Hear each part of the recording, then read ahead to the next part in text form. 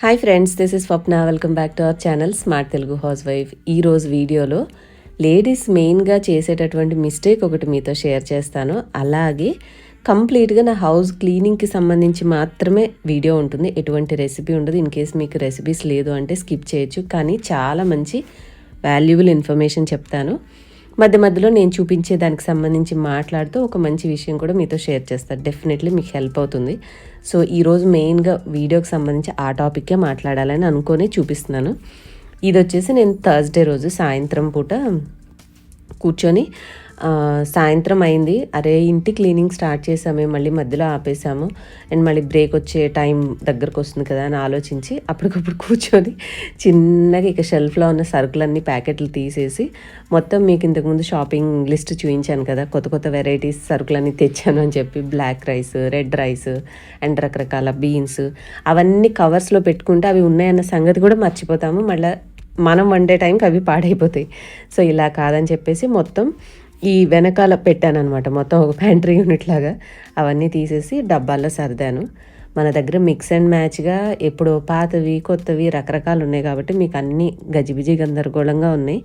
కానీ ఫస్ట్ అయితే కొన్ని నాకు ఎదురుగా కనపడాలి అనే కాన్సెప్ట్ తోటి పెట్టాను. ఎందుకంటే మనకి ఏవి ముందుగా యూటిలైజ్ చేయాలో అవి ముందుగా కనిపిస్తూ ఉంటే రోజువారీగా వాడడానికని రెసిపీస్ ప్లాన్ చేసుకోవడానికి బాగుంటుంది. సీక్వెన్స్గా ఆర్గనైజ్డ్గా ఉండాలని లోపల పెట్టారంటే అవి లోపలే ఉండిపోతాయి. So that is the main reason. అందుకే కొన్ని చిన్న చిత్క అటు ఇటు మిక్స్ అండ్ మ్యాచ్గా షెల్ఫ్లో సర్ది పెట్టాను. వీలైతే తర్వాత మళ్ళీ సర్దుతాను.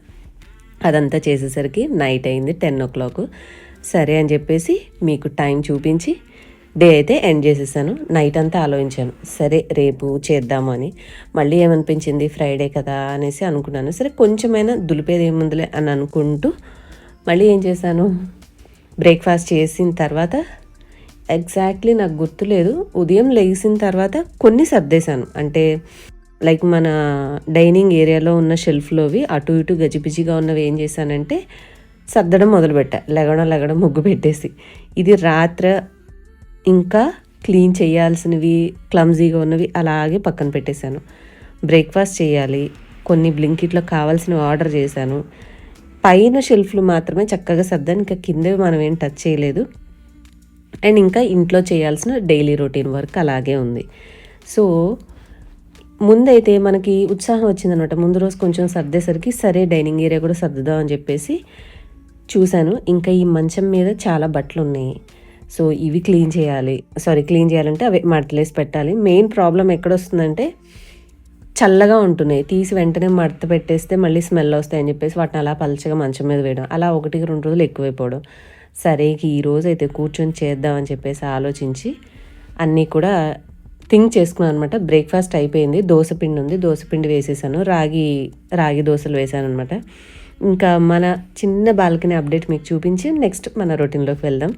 ఇది వచ్చేసి వీట్ గ్రాస్ నేను ఆల్రెడీ కట్ చేసేసుకున్నాను. ఫస్ట్ది 2 times తీసుకోవచ్చు అంట మనము.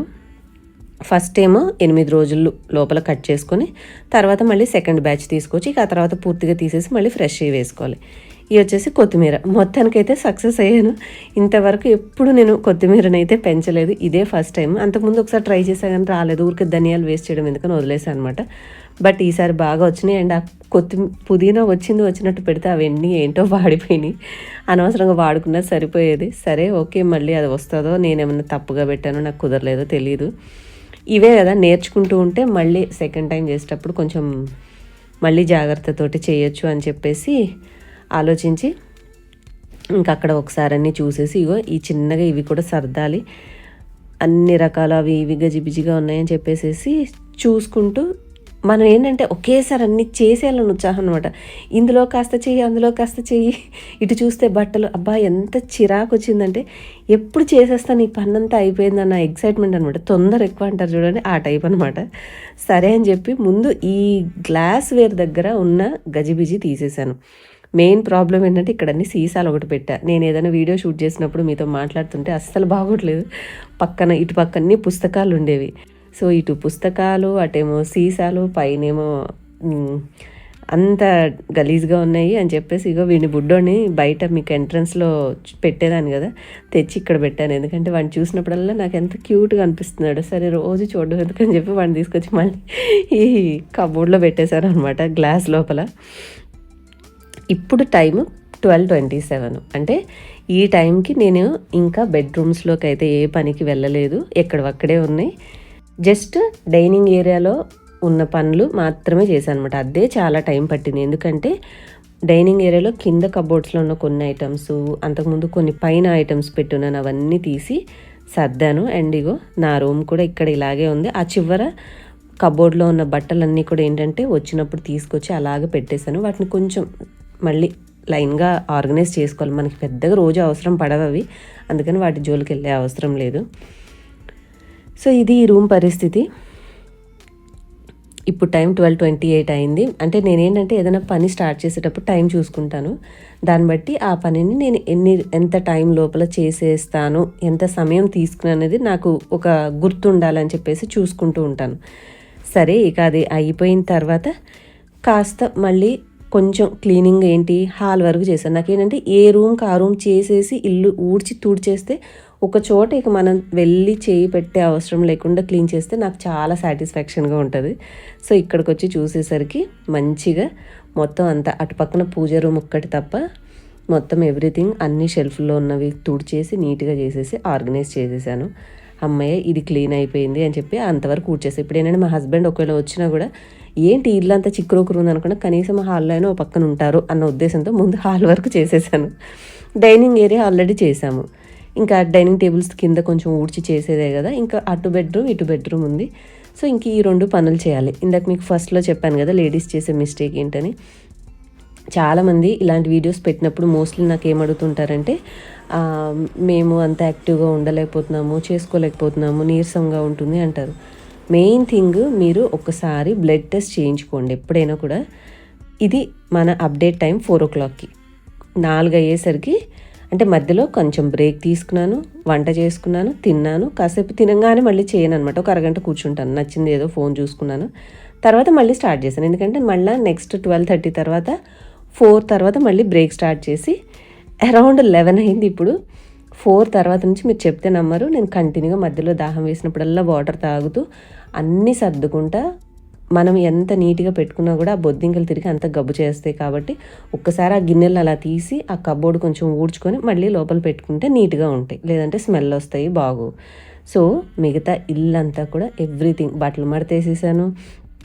అలాగే నా సైడ్ ఉన్నటువంటి షెల్ఫ్లో ఉన్నవన్నీ సర్దేశాను. కింద అక్కడ నుంచి తెచ్చిన కొన్ని అవసరం లేని గజిబిజి సామాను కొంచెం అక్కడ ఇక్కడ పెట్టాల్సిన అటు ఇటు ఆ రూమ్ ఈ రూమ్ తిరిగేసేసి మొత్తం అంతా కూడా కంప్లీట్ అయితే చేసేసాను. 11 o'clock నాకు ఎంత పీస్ఫుల్గా అనిపించిందంటే, లిటరల్లీ 11 తర్వాత నేను ఇన్స్టాగ్రామ్లో స్టోరీ కూడా పెట్టాను ఇది చేశాను అని చెప్పి. ఎందుకంటే మనకు అదొక తృప్తి అనమాట. అరే మనం ఒక టైంకి స్టార్ట్ చేసాము, ఇంకో టైం లోపల ఫినిష్ చేసాము అని చెప్పి. సో ఇంత కంటిన్యూస్గా మనం కష్టంగా అనిపించకుండా మంచిగా చేయాలి అంటే మన ఆరోగ్యం పట్ల మనం ఎప్పుడు జాగ్రత్తగా ఉండాలి. టైం టు టైం మంచి ఫుడ్ తింటూ ఉండాలి. ఎలాంటివి తింటున్నాం అనేది కూడా మైండ్లో ఫోకస్ పెట్టుకొని, మీకు తెలియకపోతే తెలుసుకోండి, డాక్టర్స్ చెప్పేవో అడిగి తెలిసిన వాళ్ళు చెప్పే విషయాలు తెలుసుకొని మంచి ఫుడ్ మీద ఫోకస్ చేస్తూ ఎప్పటికప్పుడు మీకు హిమోగ్లోబిన్ లెవెల్స్, ఐరన్ లెవెల్స్ కరెక్ట్గా ఉన్నాయా లేదా రిలేటెడ్ టెస్ట్లు అవి చేయించుకున్నారనుకోండి. ఎనీమియా అనేది ఉంటే చిన్న పని చేసినా కొంచెం సేపటికే అలసిపోతాము, మనం ఏ పని చేయలేము. కాబట్టి మన ఒంట్లో సరిపడా రక్తం ఉందా లేదా, మిగతా అన్ని వాల్యూస్ కూడా చూసుకోవాలి టెస్ట్లు అలాంటివి. చూసారా మొత్తం చెత్త శుక్రవారం ఎత్తడం ఎందుకని చెప్పేసి మొత్తం ఊడ్చి పక్కకు పెట్టాను.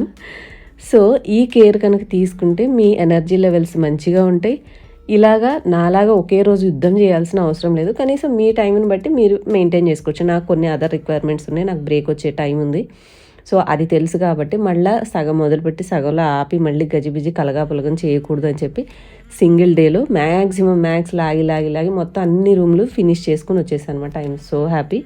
ఇలాగ మీరు కూడా మంచిగా హెల్దీగా ఉండి చక్కగా మీ పనులు మీరు కూడా చేసుకోవాలని, మీ హెల్త్ గురించి కూడా కేర్ తీసుకోవాలి అని చెప్పాను.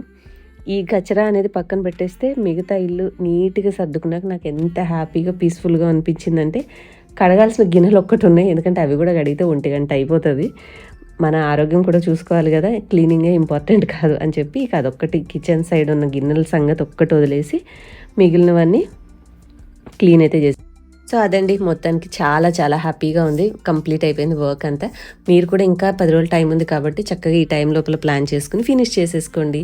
వీడియో నచ్చిందా మరి? నచ్చితే లైక్ చేసి కింద హైప్ అని ఉంటుంది, హైప్ చేశారనుకో వీడియో కొంతమందికి రికమెండ్ అవుతుంది. మీరు కొత్త వాళ్ళైతే సబ్స్క్రైబ్ చేసుకొని మన వాట్సాప్ నెంబర్ ఉంటుంది డిస్క్రిప్షన్లో, వాట్సాప్కి హాయ్ అని పెడితే మీకు వీడియో నోటిఫికేషన్స్ డైరెక్ట్గా నేను మీ ఫోన్ నెంబర్కి పంపిస్తాను. నచ్చిన వాళ్ళు ఫాలో చేయండి.